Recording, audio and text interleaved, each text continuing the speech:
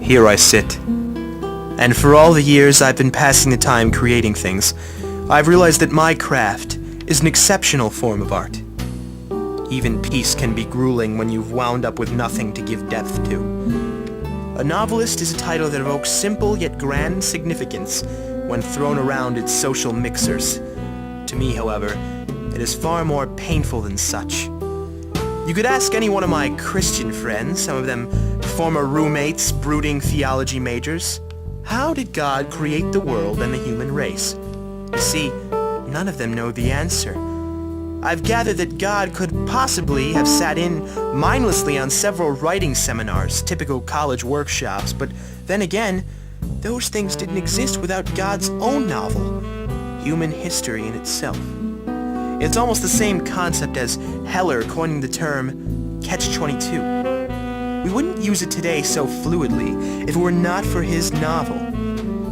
Art, and most specifically the concept of creation, is rooted almost entirely in the psyche of the artist, the creator. You could ask me what my goal is, and that's to be more optimistic at the same pace that I can publish a story, a novel, with people I played a mysterious god to. I could write a better world and the answer to everybody's prayers and still collapse to the floor with a rejected manuscript. It's the rawness nobody needs. The rawness all novelists get. Oh, but I'll still try. It's the only thing I can do. Press onward. Though I may get distracted, I will never stray from my chosen path. I've got to find a spark, and to do that I've got to drown myself in the literary gasoline that so many of the nation's great scholars managed to piss out to bookshelves everywhere. Out of school now, I haven't had the time to put aside taking lonely walks to this library. I don't even like to read much. I will just do anything I can to write something readable. I'll probably be on a first-name basis with the librarian by the end of the month. I mean, really, she's the one dusting my greasy fingerprints off all the books I'll caress today. Some I may find worthy enough to check out and lug off to my homely sector of hell, and some will only birth a mediocre half-dimpled blotch on my face. Grounds enough to still waste my desk space with it. You know, whatever the spark I'm searching for is, I'll get it. I'll capture it better than a photographer can capture some trash on the side of the road. I'll work on it, creating it, expressing it, showing it efficiently enough. I assume that successful novelists have all found their sparks, sparks which eventually ignited into publishable, often renowned work. I consider where I live quite boring, and the condition of tomorrow's history quite static. Fitzgerald was lucky. The entire 1920s handed him Gatsby. The characters and lives in general that I could potentially create within what I hope to be my opus are waiting restlessly. I've been acquainted all too well with the feeling of tedious determination.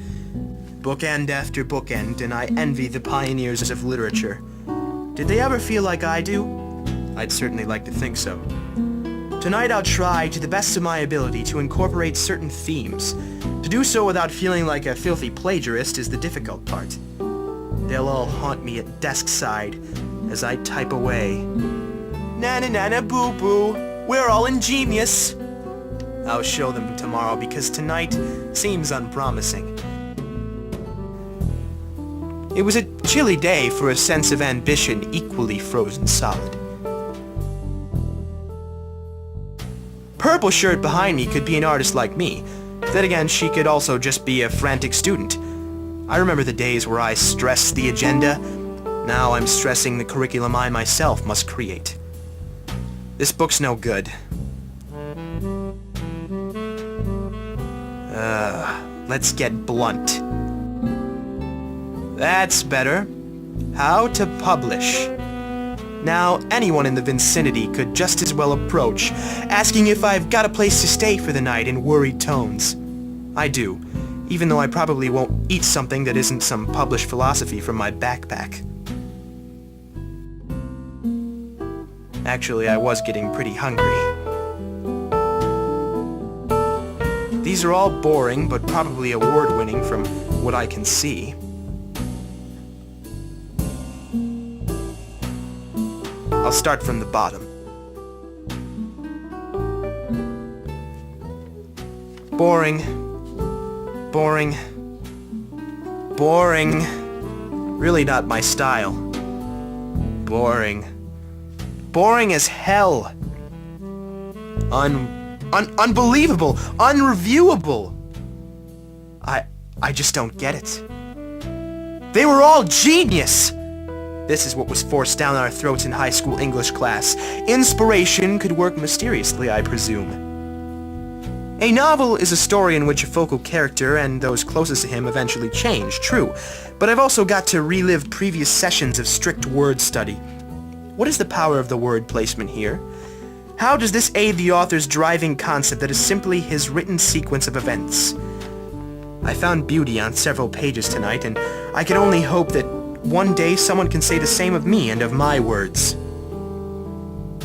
This is the pile that evoked the most potential as a whole. I figured I could scavenge these texts for hours and find a chapter, a page, a paragraph, a sentence, even a word that could inspire to write what I feel destined to write. Her name is Margot, and earlier on we complimented one another's clothes. As I check out these books, she'll be as friendly as her job requires her to be while thinking that I'm probably some kind of book burner while at home. I'm taking these works home to better my craft. I dare not tell Margot that I write. She may laugh, most likely out of pity, because I've come to settle down in someplace other than the Big Apple.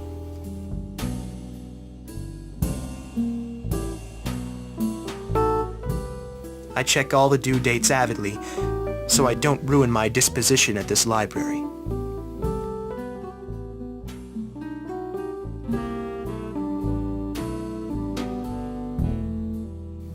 The walk home is the only feeling of serenity I'll enjoy before I return and begin work. Yeah, there's not much to see after leaving, but I like to watch the snow do its own simple job and eavesdrop on the conversations of others walking by. I've seen people play piano before.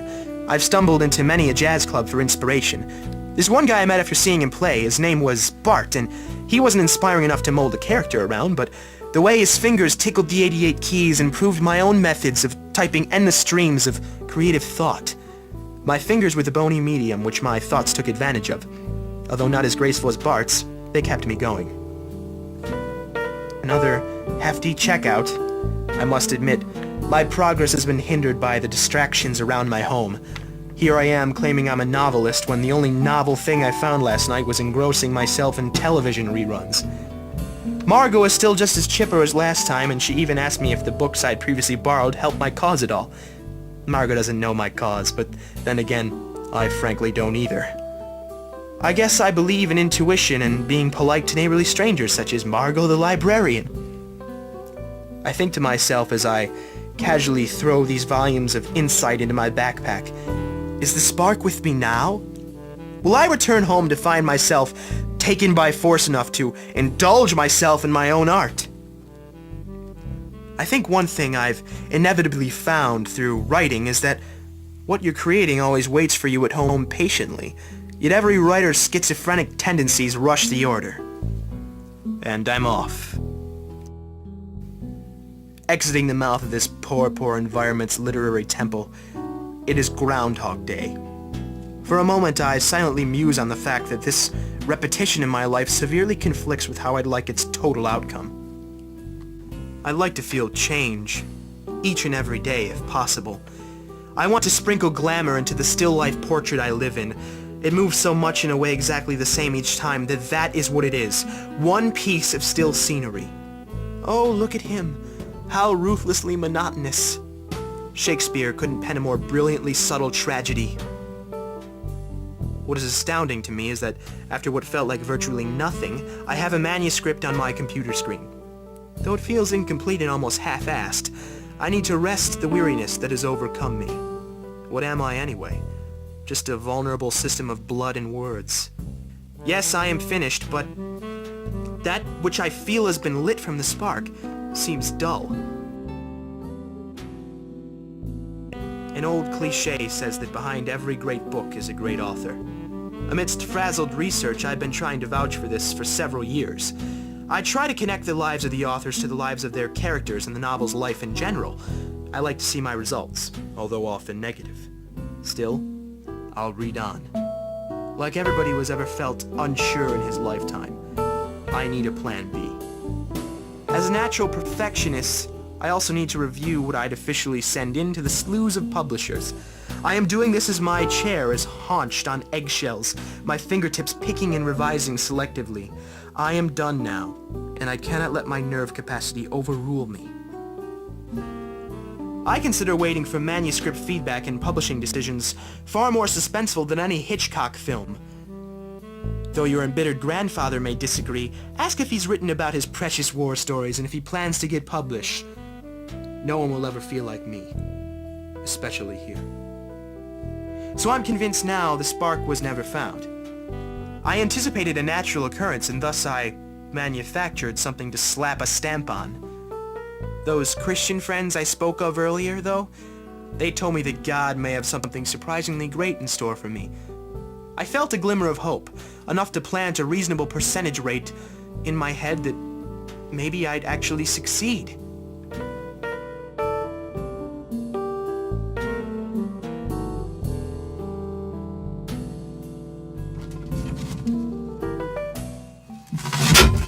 Failure. My conscience had told me so. I am weakened by it all, enough to convince myself during this moment that I'd given up. There was never an antidote for writer's block. And there was certainly no treatment for how I feel now. Why did I even bother trekking back to the library? Why surround myself with physical reminders that others had published work when I hadn't? I wasn't fit to be any fictional character's god. A blind resiliency pinched me, though, but only for the sake of unfurling the spark. It had to be out there, anticipating my artful adoption. In a matter of only minutes, with my watchful and insightful eye more intense than ever before, all muscles seemed to tune in to a book with a bland undertone.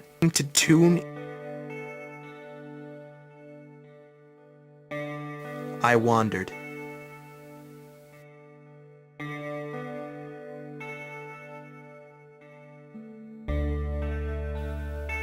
And wandered,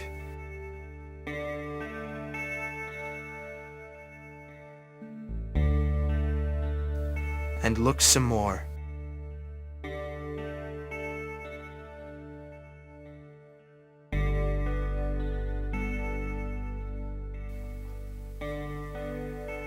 I'd never believed in fate, but I always enjoyed humoring it.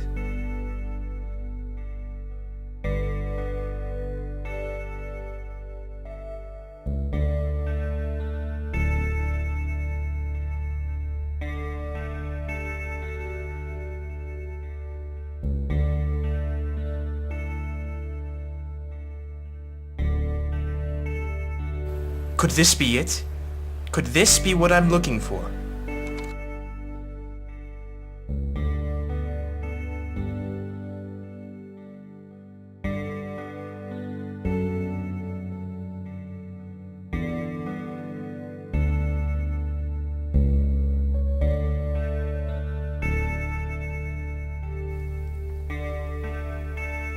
I swear I felt an actual flicker.